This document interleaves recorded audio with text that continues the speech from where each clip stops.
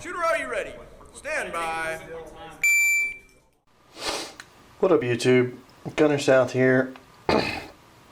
Today we're going to cover probably something the majority of you them might not be interested in, but those of you who have been following this Para and what I've done to it, if you've been following along, I think you might be interested. Otherwise, feel free to tune out for a little while and just watch a nice looking 1911 for a little bit.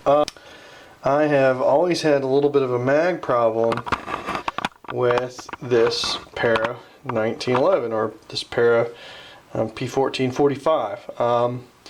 Now, the issue that I had at the time with the Para was that I was getting failures to feed due to a weak magazine spring or springs.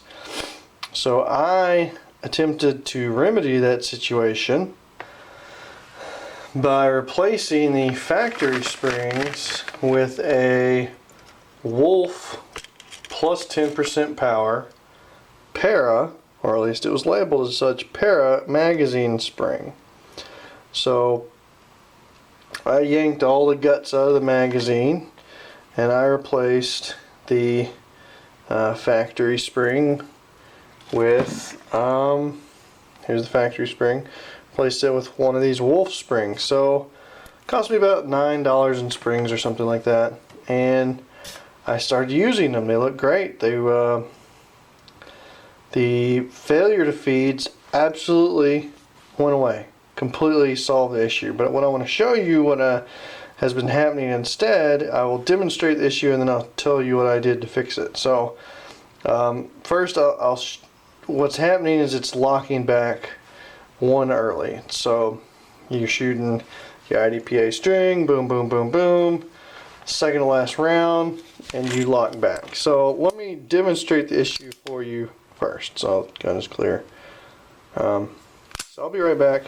What I'm going to do, so I've loaded up 2 dummy rounds, colored them green, no powder, and there's already a spent primer. Just put a extreme bullet in the top of it just so we can have something to cycle. This is the bad mag. I've already done this testing. I've already determined that this one is the one that will not cycle correctly. Oh, I'm about to fling these bullets across my workshop here, but so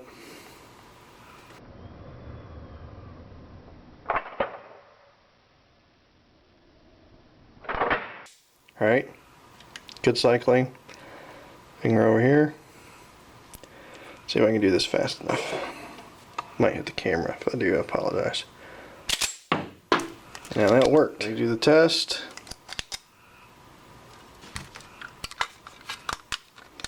I might have to cycle this off screen.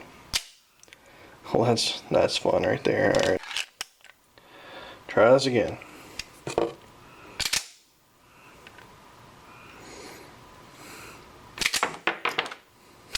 Of course it works now.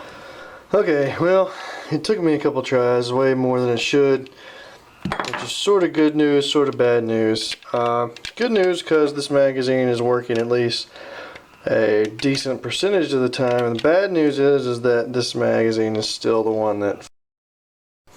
So this is what we get. I've actually bumped that up a little bit. It's more like it was catching on just like that much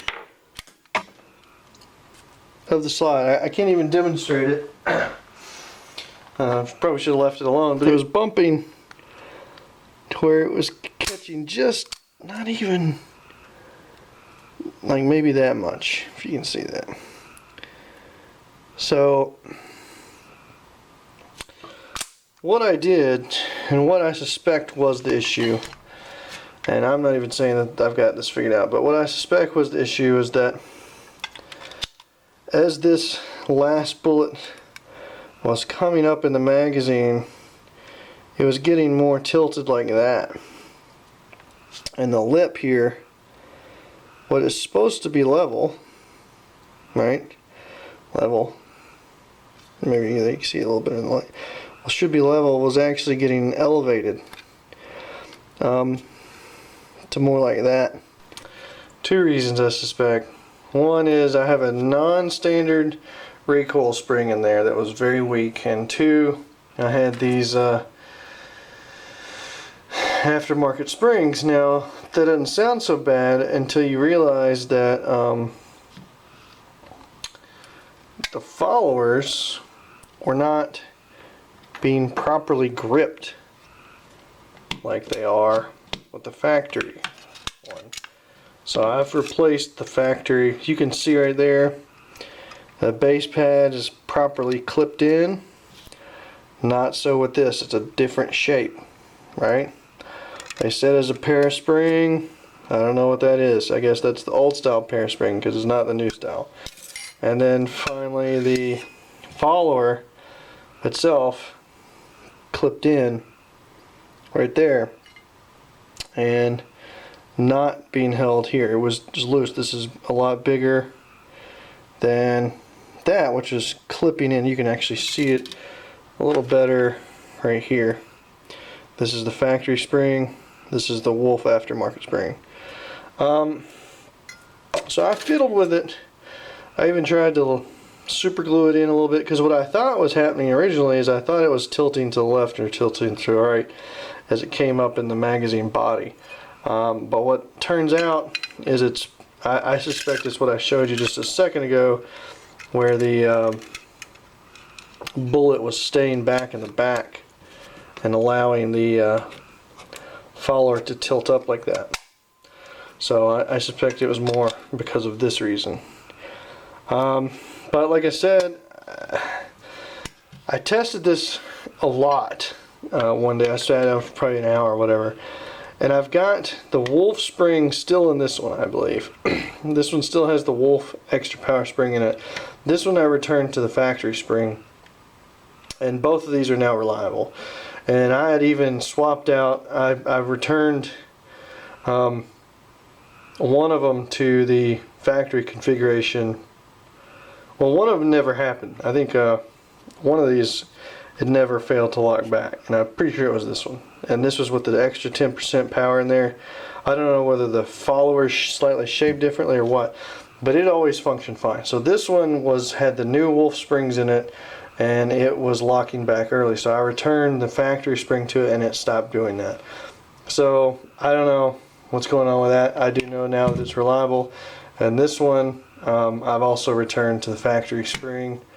And it is still having the issue on occasion. So not sure where to go from here with this particular magazine. I don't know if the follower is shaped weird, if the spring still hadn't settled out.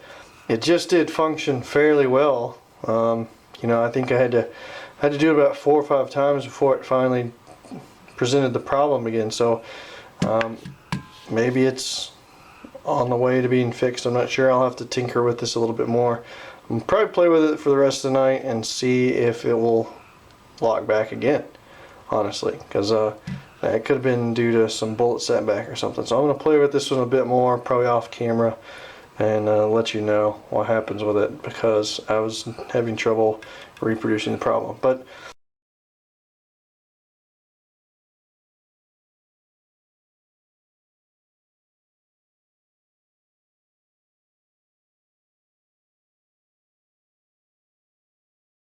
cycle this off screen. Well, that's fun right there. All right.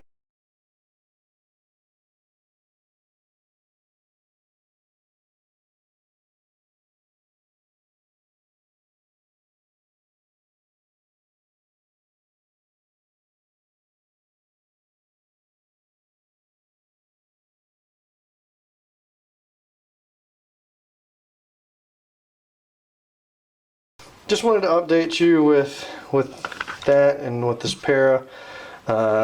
If you own one of these guns, or if you think about buying one of these guns, just realize that the magazines are the weakest link in the equation, especially if you're buying the double stack. If you're buying the single stack, you know, I wouldn't run any other magazines besides Wilson Combat anyways, so that's probably not going to be an issue for you. So just know with Para and all its issues and all its transitions, Freedom Group now, not Freedom Group, who knows what it's going to be.